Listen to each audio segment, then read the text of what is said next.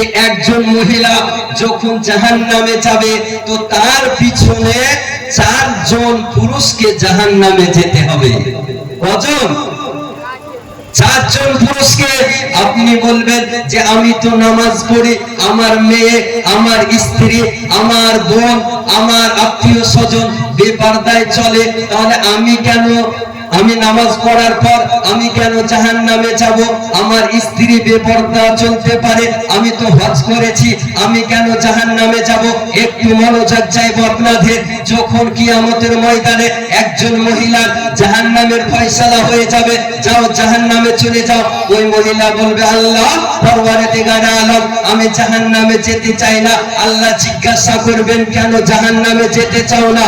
ওই মহিলা বলবে যে আমি জাহান্নামে যাব না, সর্বপ্রথম আমার বাবাকে ডাকা হোক। তার বাবাকে ডাকা হবে, বলে আমার ভাইকে ডাকা হোক, তার ভাইকে ডাকা হবে, বলে আমার সন্তানকে ডাকা হোক, তার সন্তানকে ডাকা হবে, বলে আমার স্বামীকে ডাকা হোক, তার স্বামীকে ডাকা হবে। তো একজন মহিলার কারণে 4 জন পুরুষকে জাহান্নামে যেতে হবে।